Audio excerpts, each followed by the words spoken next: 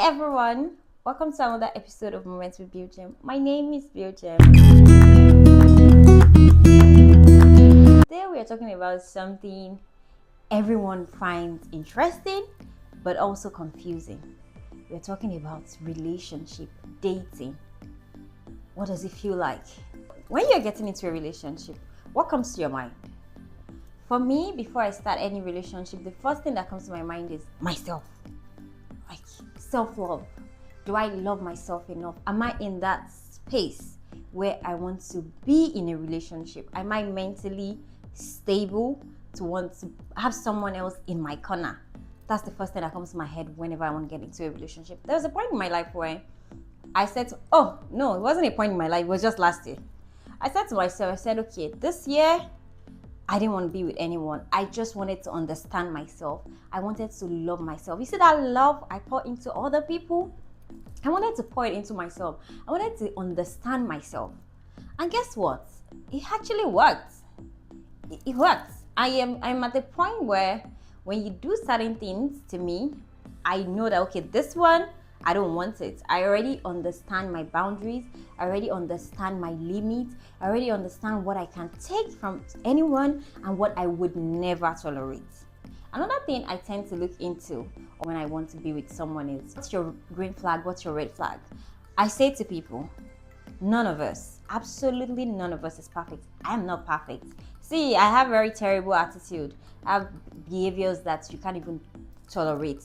So I also expect that other people also have the same attitude like that, right? But what are my own green flags? What are my own red flags? Some things I can tolerate. I tell people I think I can actually deal with a cheating partner when it's not, when it doesn't come with disrespect. And some of my friends will be like, how can you say that? That's me being honest with myself. I feel like sometimes we've not established honesty. We go into a relationship with that mindset of, my man is going to be perfect. Where are you going to meet that perfect man? Maybe you will mold yours, because trust me, there is no perfect man out there. But this is me.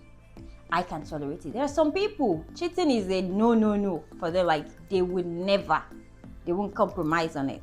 So I look at myself, ask myself, what is my red flag? What do I know that, okay, this thing, it's a no? What are my green flags? What is it that, okay, if you do this, I'm in love with you. I love kind men. This is like my number one thing. Like, once you're kind, not towards me, once you're kind to everyone around you, people that know me will tell you, oh, you is very kind. I'm very kind. And I want a man that is much more kind than I am, honestly. So when you're kind, I'm just like, that's my guy. That's my man. He's such a sweet man. Another thing is, I'm not going to come here and say, oh my God, you must be very God-fearing. You must, yes, understand the concept of God. Understand that God, you need God. But like, I don't need you to be like a church goer. Oh my God, this guy can pray for Africa. Just be modest with your religion and then we're good. But you see, kindness, number one thing. I like intelligent men. Once we cannot sit down and have meaningful conversation straight up for 30 minutes, absolutely don't know what we'll be doing in our relationship, because I talk a lot. So if we are not conversing, if we're not speaking sense, if I cannot sit down and look at you and just be like, my man is so smart. Like, I get turned on by the fact that someone is so intelligent, that I can take you anywhere and you would speak. Because I am a shy person. If I take you somewhere and then you're embarrassing me or more, that's the last time we'll step out together. That's me. But when it comes to my red flags, what is it that I cannot tolerate? Most likely it will be disrespect. Honestly, once you disrespect me, like the tiniest little thing, so far it's a form of disrespect. I can't. Because I always say that anyone who loves you, they will never disrespect you. They will never put you down at any point in time. Another thing I do not tolerate, that I know that, okay, it's a red flag for me, is when I feel like we're in a competition. I once dated someone like that. For everything I want to do is like, I also want to, healthy competition is good. But when it feels like you don't want me to grow, you don't want to see me succeed, like probably I'm talking about, okay, I want to invest in this, and it's just like, Bill, do you think you need that? When you marry me, you will not need all of this. No, I don't want a man like that. I want to evolve. I want to be me. I want to be your wife, but I still want to be me. I still want to be that beauty gem. I still want to be that woman. I still want to be that girl. I don't just want the whole identity of me to now be, oh, somebody's wife. No, I don't want that. So if I meet you and I see that you're going to kill my dreams, I won't even get into that relationship at all. Another red flag for me is men that are inconsistent. You know, some people, I feel like they don't do it intentionally. Like today they are all sweet, lovey-dovey and all of those things. Next day they are like, it just feels like they are not even there. Another minute it feels like they are there. Like you can't just place it. Like I can always say, if you're in a relationship and it doesn't feel safe, like it doesn't feel like home, you don't feel like this is my baby. You're still in doubt. You're still like, is it my baby? Is it not my baby? No, that's not consistent. That's not a place you should be at if you love yourself genuinely. Men love themselves. Men, they don't compromise. When they want something, they go for it. Once they don't want you, they get rid of you and they move on to the next. As a lady or as a woman, I think you should do the same. If you want something, go for it. If you don't want it, leave it alone. Another thing is, I understand that as you grow older, if some people watch it and say, oh, are you the one that will marry somebody? Because someone once told me that oh, Bill, you're not the one that will marry your husband. It's your husband that will marry you. I get it. But as much as you would be the one to marry me, you still have to meet up with my own standards. You still have to check that list. I have a list. Check. Then we go ahead. But this guy, I was saying this was my response to this guy, and the guy went ahead and said, do you know that you're getting older? When you meet people that say things like that, you run away from them. Honestly, you don't need people that constantly remind you that, oh, age is a limit. You have to be a certain age to get married, and then once you cross over to a certain age, your chances are slim. That's a very stupid and old way of thinking, honestly. I do not agree with that. Some people want to discover themselves. Some people don't even plan to get married until their late 30s because they want to achieve certain things. They want to understand themselves.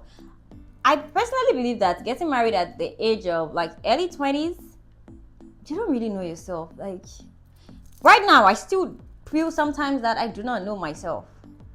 So imagine me, 19-year-old me or 21-year-old me. I don't know. I would have made some very silly decisions that I wouldn't make now. Be self-aware. Listen more than you speak.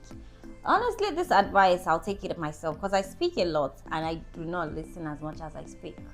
But yes, listen more than you speak. Healthy communication, healthy conversation.